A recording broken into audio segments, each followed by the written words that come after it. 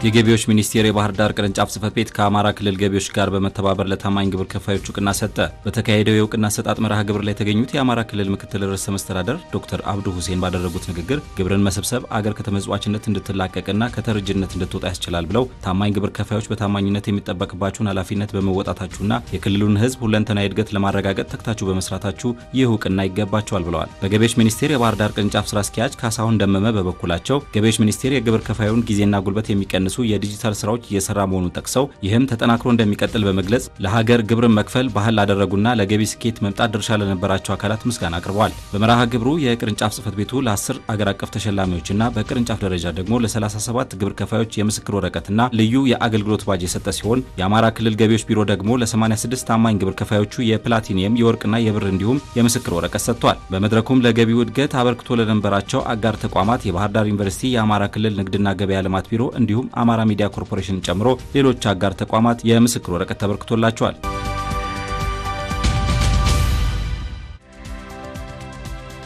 በጉምሩክ ኮሚሽን የድሬዳዋ ቅርንጫፍ ጽሕፈት ቤት ደረቅ ወደብ በቴክኖሎጂ የተደገፈ ፈጣንና ቀልጣፋ አገልግሎት እየሰጠ እንደሆነ የቅርንጫፍ ጽሕፈት ቤቱ የኦፕሬሽን ዘርፍ የዕቃ አወጣጥ የሥራ ሂደት አስተባባሪ አሊ ካሳ ተናገሩ። ቅርንጫፍ ጽሕፈት ቤቱ የአገልግሎት አሰጣጡን ከዘልማዳዊ አሰራር አውጥቶ በተለይም በቴክኖሎጂ በመደገፍ የኦንላይን አገልግሎት በመስጠት ላይ እንደሆነ የተናገሩት ኃላፊው በዚህ ዋጋ ትመና፣ የታሪፍ አመዳደብና ሌሎችም አገልግሎቶችን ፈጣንና ቀልጣፋ በሆነ መንገድ መስጠት መቻሉን አሳውቀዋል። ከዋጋ ትመና ጋር በተገናኘ ሀገራችን ዓለም አቀፉን የንግድ ድርጅት ለመቀላቀል የምታደርጋቸውን ጥረቶች ከግምት ባስገባ መልኩ የዋጋ ማመን መመሪያን ለማሻሻል እየተሰራም ይገኛል ሲሉ ኃላፊው ተናግሯል። ቅርንጫፍ ጽሕፈት ቤቱ በበጀት ዓመቱ የመጀመሪያ 6 ወራት ጥሩ አፈጻጸም አስመዝግቧል ያሉት ኃላፊው ለተገኘው ውጤት የአገልግሎት አሰጣጥን ለማሳለጥ ተግባራዊ የተደረጉ የቴክኖሎጂ ውጤቶች ሚናቸው ከፍተኛ እንደሆነም አንስተዋል። በገቢዎች ሚኒስቴር የድሬዳዋ ቅርንጫፍ ጽሕፈት ቤት በ2017 በጀት ዓመት ግብራቸውን በወቅቱ አሳውቀው የከፈሉና የተሻለ የሕግ ተገዥነት ላላቸው ግብር ከፋዮች እውቅና ሰጠ። በእውቅና መድረኩ የተገኙት የገቢዎች ሚኒስቴር የሚኒስትር ጽሕፈት ቤት ኃላፊ ፍቃዱ ታደሰ ለታክስ ሕግ ተገዥ የሆናቸው ግብር ከፋዮቻችን የሀገራችን እድገት እንደናንተ ባሉ ግብር ከፋዮች ቁርጠኝነት ላይ የተመሰረተ ነው ሲሉ መልእክት አስተላልፈዋል። የጽሕፈት ቤት ኃላፊው ታምናችሁ ግብራችሁን በመክፈል ላደረጋችሁት አስተዋጽኦ እንዲሁም ላሳያችሁት ቁርጠኝነትና የሀገር ፍቅር ስሜት ምስጋና ይገባቸዋል ሲሉ ግብር ከፋዮችን አበረታተዋል። የቅርንጫፍ ጽሕፈት ቤቱ ስራ አስኪያጅ አቶ መሐመድ በበኩላቸው በ2017 ግብር ዘመን የላቀ የሕግ ተገዥነት አፈጻጸም የነበራችሁ ግብር ከፋዮቻችን ኮርተንባችኋል። ይህንኑ አስጠብቃችሁ እንደምትቀጥሉ ትልቅ እምነት አለኝ ብሏል። ቅርንጫፉ በ6 ወራት 3.2 ቢሊዮን ብር ለመሰብሰብ አቅዶ 3.19 ቢሊዮን ብር መሰብሰቡን የገለጹ ስራ አስኪያጁ ለእቅድ አፈጻጸሙ ስኬት የግብር ከፋዩ ድርሻ ከፍተኛ በመሆኑ ምስጋና አቅርበዋል። ስራ አስኪያጁ የገቢ አሰባሰባችን ከደረሰኝ አጠቃቀም ጋር በተገናኙ ችግሮች ህገወጥ ንግድና ኮንትሮባንድ አሁንም እየተፈተነ ነው ያሉ ሲሆን ግብራቸውን አሳወቀው የሚከፍሉ እንዳሉ ሁሉ ግብር የሚሰውሩና ሌሎችም ችግሮች በገቢ አሰባሰብ ሂደቱ አሉ ብለዋል። ይህንን ችግር ለመፍታት ከግብር ከፋዮችና ከባለድርሻ አካላት ጋር በመቀናጀት እየተሰራ እንደሆነ በቀጣይ ይህ ተጠናክሮ እንደሚቀጥልም አሳውቀዋል። በዕለቱ እውቅና የተሰጣቸው ግብር ከፋዮች 2 በፕላቲኒየም፣ 3 በወርቅ፣ 6 የብር እንዲሁም 19 የሰርተፊኬት ደረጃ እንደሆኑ ያገኘነው መረጃ ያመለክታል።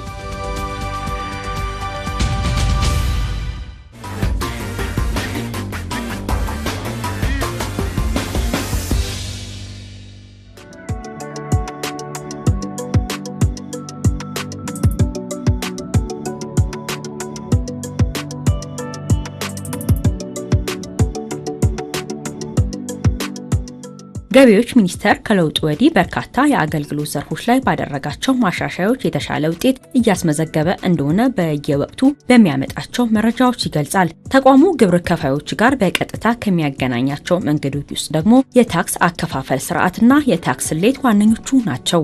የታክስ ስሌት ስርዓት ግብር ከፋዩ ማህበረሰብ እና የገቢ ሰብሳቢ መስሪያ ቤቱ መስተጋብር የሚፈጥሩበት ወሳኝ ሂደት ነው።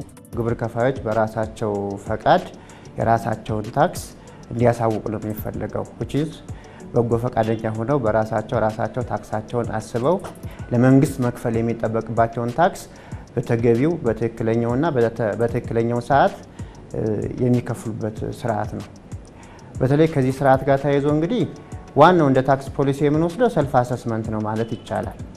እንግዲህ ከሰልፍ አሰስመንቱ ባለፈ ደግሞ ምናልባት የሰልፍ አሰስመንት ወይም ደግሞ ግብር ከፋዩ በበጎ ፈቃድ የመክፈል ባህሉ ጤነኝነቱን ለመፈተሽ በታክስ ሰብሳቢ መስሪያ ቤቱ በኩልም እንዴት ታክሱን አሳውቆ እንደከፈለ የሚፈተሽበት የሚረጋገጥበት ሁኔታ አለ ማለት ነው። ከዚህ ሁኔታ ውስጥ ደግሞ አንዱ የታክስ ስሌት ስራ ማለት ነው። ስለዚህ የታክስ ስሌት ስራ ማለት በሁለት ከፍለን ብናየው በአንድ በኩል ግብር ከፋይ በራሱ ሰልፍ አሰስ አድርጎ የሚያቀርበው ነው። በሌላ በኩል ደግሞ በታክስ ሰብሳቢ መስሪያ ቤቱ በኩል አንደኛ ግብር ከፋይ ባቀረበው ሰልፍ አሰስመንት ላይ ጤነኝነቱን የሚፈትሽበት የሚያረጋግጥበት ሲሆን በሁለተኛ ደረጃ ደግሞ ኢንኬዝ በተለያዩ ምክንያቶች ግብር ከፋዩ ሳያሳውቅ ቢቀር የሂሳብ መዝገቡ ትክክል ሳይሆን ቀርቶ ቢጣል በታክስ ኦፊሱ በኩል የሚሰጥ የታክስለት ስራ አለ ማለት ነው።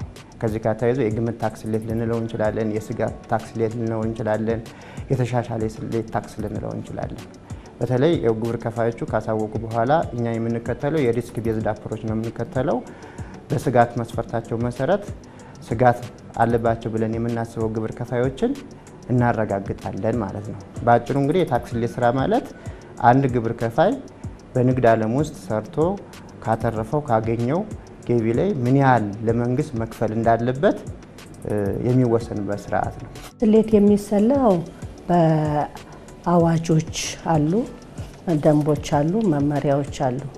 የገቢ ግብር አዋጅ አለ፣ የተጨማሪ እሴት ታክስ አዋጅ አለ፣ የተርኖቨር አለ፣ የኤክሳይዝ ታክስ አለ። እያንዳንዱ አዋጅ መመሪያ አለው፣ ደንብ አለው እና በዚህ አዋጅ ውስጥ ግለሰቦች ግብር ከፋዮች ወይም ድርጅቶች ሪፖርት ያደርጋሉ፣ ገቢያቸውን ያሳውቃሉ። በዛ መሰረት ምን ያህል ግብር መክፈል አለባቸው ብሎ የሚሰላ ስሌት ነው። ታክስ ስሌት ማለት ገቢ ያላቸው ከገቢያቸው በአዋጁ በVAT ነው የሚዳኘው።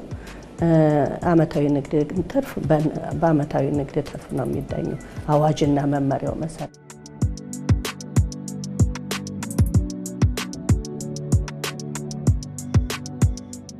ግብር ከፋይ በታክስ ስሌት ወቅት ደጋፊ ማስረጃዎችን ይዞ መቅረብ ይበልጥ የታክስ ስሌቱን ጥራት ከፍ ለማድረግ እንደሚያስችለው ይታመናል።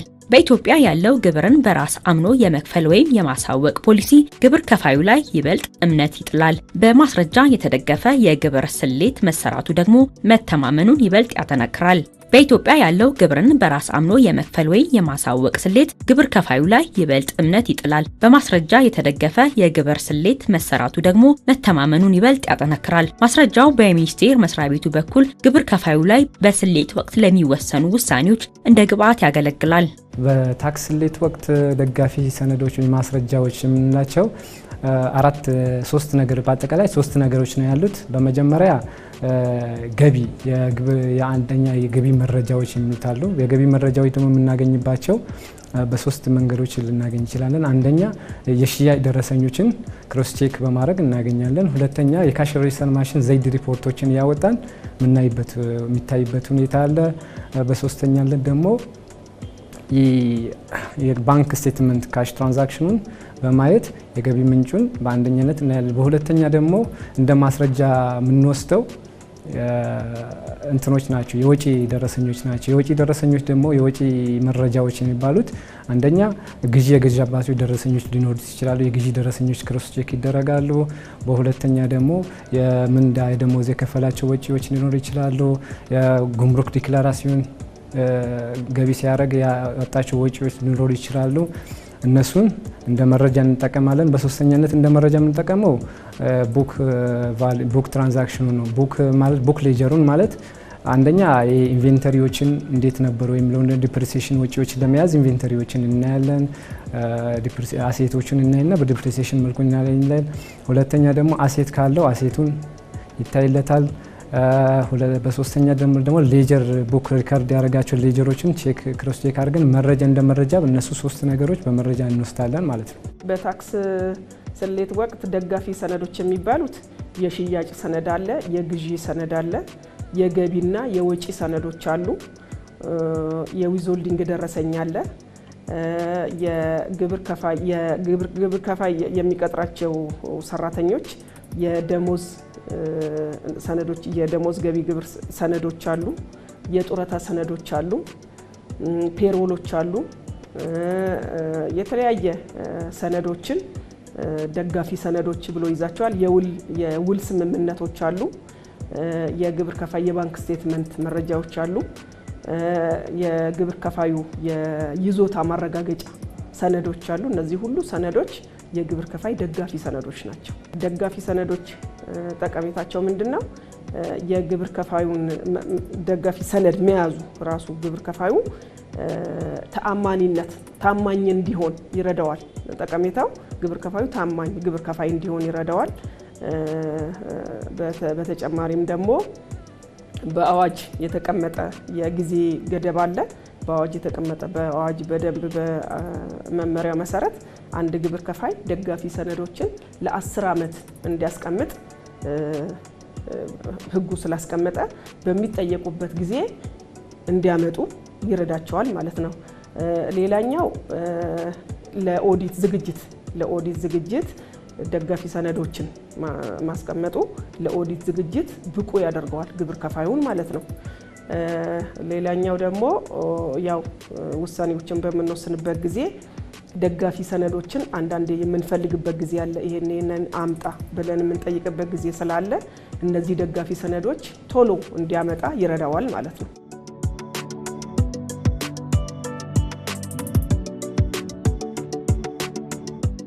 ግብር ከፋዩ ግብሩን በሚያሳውቅበት ወቅት ጥንቃቄ ሊያደርግባቸው የሚገቡ ጉዳዮች አሉ። በተለይ ግብር ከፋዩ መክፈል በሚገባው መጠንና አዋጁ በሚያዘው መሰረት የሚያቀርባቸውን ሰነዶች ትክክለኛ ስለመሆናቸው ቅድሚያ ማረጋገጥ ይኖርበታል ይላሉ የዘርፉ ባለሙያዎች። በታክስ ስሌት ውስጥ ጥንቃቄ የሚሹ ጉዳይ የሚለው የመጀመሪያው በትክክል የምንወስነው የታክስ አይነት በትክክል በታክስ አይነቱ ወይም ደግሞ በሰንጠረዡ መሰረት የተመደበ መሆን መቻል አለበት። አንድ ገቢ መከፈል በሚገባበት የሰንጠረዥ አይነት ውስጥ ተካቶ መከፈል ካለበት በዛ ደረጃ መከፈል ያለበት የአንዱ የሰንጠረዥ ገቢ ሌላኛው ሰንጠረዥ ገቢ ጋር ተደምሮ መከፈል የለበትም። አንደኛው ጥንቃቄ የሚያስፈልገው ይሄ ነው። ሁለተኛው ጥንቃቄ የሚያስፈልገው ደግሞ በታክስ አዋጁ መሰረት የተፈቀዱ ወጪዎች ሙሉ ለሙሉ የተፈቀዱ ወጪዎች ይኖራሉ። በትሬሾልድ የተፈቀዱ ወጪዎች ይኖራሉ። እስከሆነ መጠን ብቻ መያዝ የሚቻል ከሆነ መጠን በላይ ደግሞ የማይፈቀዱ ወጪዎች ይኖራሉ። እሱን ሁሉ ማረጋገጥ ያስፈልጋል። ከዛ በተጨማሪ ደግሞ የቀረቡ ሰነዶች ትክክለኛ ስለመሆናቸው ወይም ደግሞ ሐሰተኛ ስላለመሆናቸው ማረጋገጥ ያስፈልጋል ማለት ነው። በተለይ በዚህ ሂደት ውስጥ የሚያስፈልገው እነዚህ ነገሮች ጥንቃቄ ማድረግ ሊያስፈልግ የሚችለው ጥንቃቄ ማድረግ አለብን። ምክንያቱም አንደኛ ግብር ከፋዮችም ጥንቃቄ ማድረግ አለባቸው፣ እኛም ጥንቃቄ ማድረግ አለብን። መነሻችን የታክስ ስሌት ለማስላት የግብር ከፋዮች ሪፖርት ያደረጉት መነሻ ነው የምናደርገው እና አንዳንድ ጊዜ ግብር ከፋዮች ምን ያደርጋሉ? ለምሳሌ ያህል ተርኖቨር ታክስ ብትሄጂ በ2% የሚከፈለውን በ10% ሊሞሉት ይችላሉ። ስለዚህ ግብር ከፋዮች ጥንቃቄ ማድረግ ሲገባቸው እኛም ደግሞ ምናልባት ግብር ከፋዮች ተሳስተው ከሆነ ብለን ሪቫይዝ ማድረግ ቼክ ማድረግ አለብን። ጥንቃቄ ማድረግ አለባቸው። ጥንቃቄ የምናደርገው ሬቱ ምን ያህል ነው? ምን ያህል ግብር አለው? መቼ ነው የሚከፍለው? ሬቱን ስናወጣ ጊዜውን መቼ ነው መክፈል ያለበት? ያንን ግብር ከፋይ ስናስከፍለው ይህን ያህል ጊዜ አሳልፈሃል እና መክፈል አለበት ስንለው የግብሩን ቅጣቱን እንተምናለን፣ ወለዱን እንተምናለን። ስንተምን ጊዜውን ማወቅ አለብን። ያንን ግብር የምናስከፍለው በምን ያህል ሬት ነው መተመኛ። ምክንያቱም ያንዱ ግብርና ያንዱ የተለያየ ነው። የዓመታዊ ግብር 30% ነው፣ ቫት ግን 15% ነው ለምሳሌ እና እነዛን ነገሮች ጥንቃቄ ማድረግ አለባቸው። ዋናው የመጀመሪያ ትልቁ ስሌት በሚሰላበት ወቅት ጥንቃቄ የሚያሻው ስህተት አለመፍጠር፣ በቃ ስህተቶችን አለመፍጠር መጠንቀቅ ማለት ነው። መረጃዎችን ማየት፣ አዋጆችን፣ መመሪያዎችን ማንበብ፣ ቀድሞ ማንበብ፣ የግብር ከፋዩን ሂስትሪ ማወቅ ጥንቃቄ ይደረጋ ስህተቶች እንዳይፈጠሩ የሚያደርጋቸው እነዚህ ናቸው።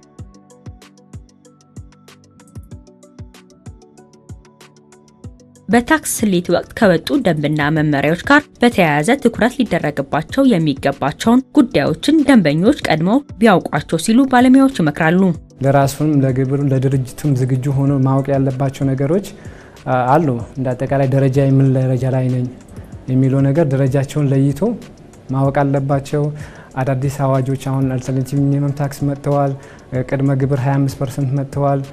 በታክስ ስሌት ወቅት ደግሞ እስከ የትኛው ደረጃ ድረስ ላይስማሙ ይችላሉ። ውሳኔ ከወጣ በኋላ አጠቃላይ እኛ እንደ ተቋም በመረጃ በአዋጆችን መሰረት ውሳኔ ልናወጣ እንችላለን። ያ ውሳኔ አጋጣሚ ሆኖ በመረጃ የተደገፈውን እኛ ጋር ስህተት ካለ ብሎ ካመኑ እስከ ቅሬታ ገብቶ ግብር ይግባኝ ድረስ በመሄድ እዚያ አቤቱታ የተዘጋጃለ በአቤቱታ ራሳቸው መብታቸው ስለሆነ ማለት የተሰጣቸው ውሳኔን በቃ ያላመኑበት ከሆነ እስከ አቤቱታ ግብር ይግባኝ ድረስ ሄደው መከራከር ችለው ውሳኔውን መቀየር ካለበት ማስቀየር የሚችሉ ነገር ሆኖ መረዳት አለባቸው። ማለትም በስሌት የተወሰነ ማለት መጨረሻ ላይ ሆን ይችላል እና እስከ መጨረሻውን ሄዶ እስከ ግብር ይግባኝ ሄዶ ክርክራቸውን ማድረግ እንደሚችሉ ግብር ከፋይ ማወቅ አለበት። አዳዲስ አዋጆችን መለየት አለባቸው። በተለይ አሁን አዳዲስ አዋጆች በ1395 2017 በወጣ አዋጅ መሰረት ኦልተርኔቲቭ ሚኒመም ታክስ እና በተለይ 25% ቅድመ ግብሮችን ለይቶ ማወቅ አለባቸው የሚል ነገር አለ። ለታክስ ስሌት ስራ ምን ሊያውቅ ይገባል የሚለው በዋናነት የመጀመሪያው ኃላፊነት የግብር ከፋዮች ነው። ግብር ከፋዩ ማህበረሰብ በታክስ ህጉ መሰረት የሚጠበቅበትን ታክስ በህጉ መሰረት በተቀመጠው ቀን ውስጥ አሳውቆ የመክፈል ግዴታ የግብር ከፋይ ነው። ስለዚህ ወደ ንግድ ማህበረሰብ ውስጥ የሚገባም ወይም ደግሞ ገብቶ እየተንቀሳቀሰ ያለ እያንዳንዱ ከታክስ ህጉ አንጻር መወጣት የሚገባበትን ግዴታ በአግባቡ መወጣት ይጠበቅበታል። ከዚህ ጋር ተያይዞ ምናልባት በተለያየ ጊዜ የታክስ ህጉ በተለያየ ጊዜ የተለየ ማሻሻያ የሚደረግላቸው ጉዳይ ስለሆነ ሁል ጊዜ ማሻሻያ የተደረገላቸው ጉዳዮች ራሱ መከታተል ያስፈልጋል። የሆነ ጊዜ ገብተንበት እናውቀዋለን ብለን የምንተወው ጉዳይ ሳይሆን በየጊዜው አዳዲስ ለውጦች ካለ እሱን እየተከታተልን አፕዴት እያደረግን እንሄዳለን። በተለይ የሂሳብ ባለሙያዎቻቸውን ደግሞ ማማከር መቻል ይጠበቅባቸዋል እንደዚህ ለውጦች ምናምን በሚከሰትበት ጊዜ። በመጨረሻም በተለይ ከሐሰተኛ ግብይት ጋር ተያይዞ ደግሞ ጥንቃቄ ማድረግ ያለባቸውን ጥንቃቄ ማድረግ አለባቸው። የሂሳብ መዝገባቸውን ደግሞ በአግባቡ መያዝ መቻል አለባቸው።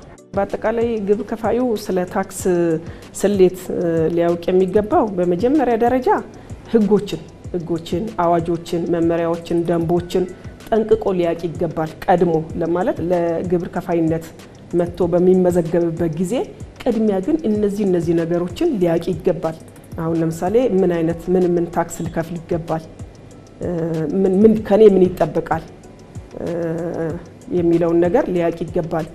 ግዴታውንና መብቱንም ማወቅ ይገባዋል ማለት ነው። እንደገናም ደግሞ በመስሪያ ቤታችን የሚሰጡ የሞጁራል ስልጠናዎች አሉ። እነዚህ ስልጠናዎችን ተከታትሎ ስልጠና መውሰድ ይገባዋል። ምክንያቱም ጠቀሜታ ስላለው ማለት እሱን ካላግባብ መቀጫ ወለድ ውስጥ እንዳይወድቅ ይረዳዋል ማለት ነው።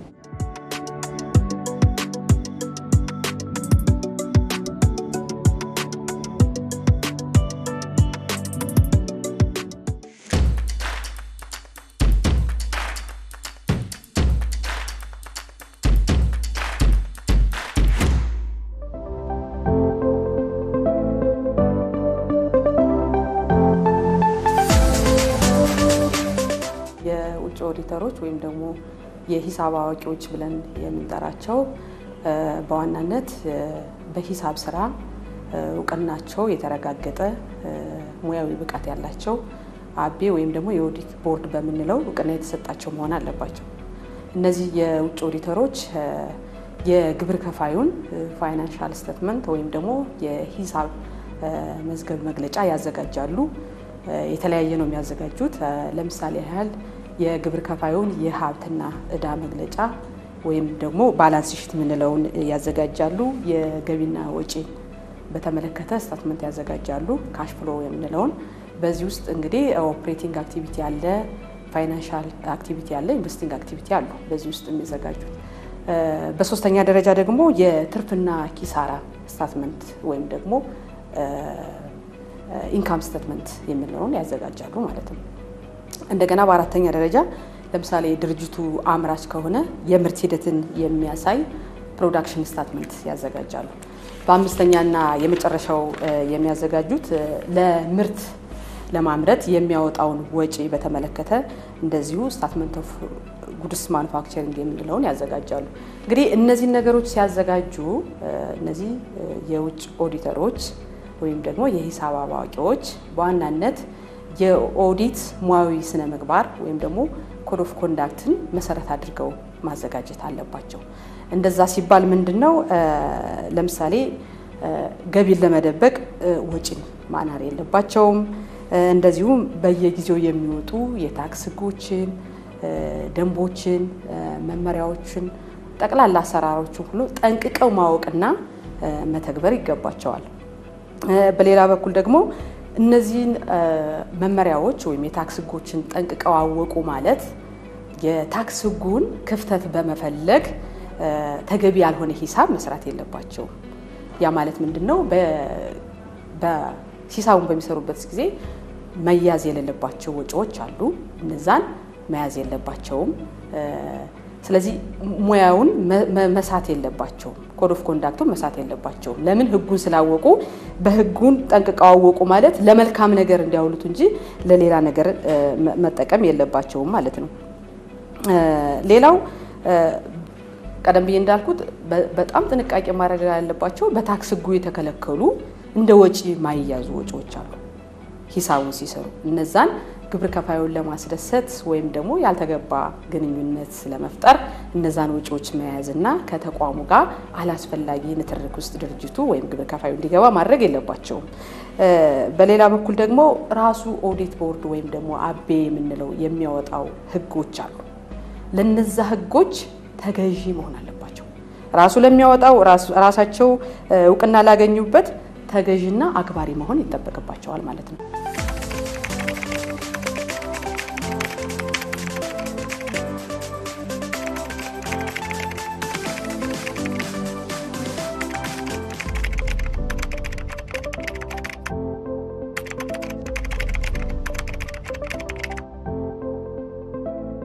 በሌላ በኩል ደግሞ ለተጠየቁት ጉዳይ ወይም መረጃ ሊሆን ይችላል ተገቢውን ምላሽ ተቋሙ ወይም ገቢዎች ሚኒስቴር በተለያየ ቅርንጫፍ ያለ ሲጠይቃቸው አስፈላጊውና ተገቢውን ሙያዊ ምላሽ መስጠት ማብራራት መቻል አለባቸው።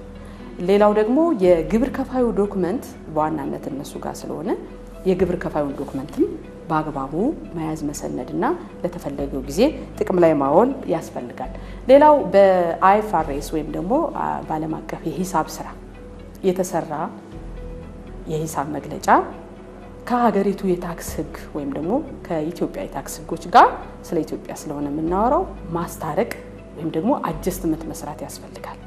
ምክንያቱም በአይኤፍአርኤስ ሊያዙ የሚችሉ ወጪዎች አሉ። እንደገና ደግሞ በታክስ ህጉ የማይያዙ ወጪዎች ይኖራሉ።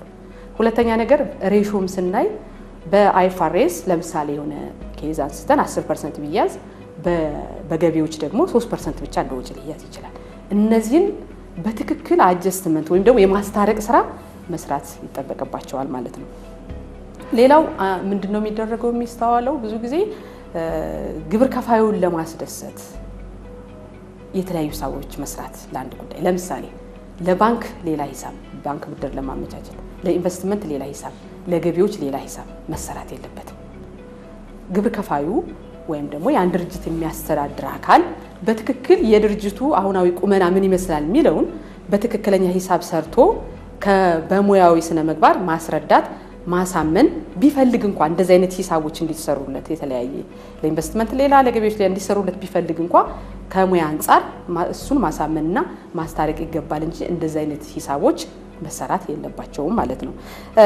ከዛ ውጭ ምንድነው በአጠቃላይ መናገር የምፈልገው እነዚህ የሂሳብ አዋቂዎች ወይም ደግሞ የውጭ ኦዲተሮች የምንላቸው ዞሮ ዞሮ የምንሰራው ለአንድ ሀገር የአንድ ዓላማ እኩል ባልደረቦች እስከሆንን ድረስ ከገቢዎች ጋር ተቀራርቦ መስራት ያስፈልጋል።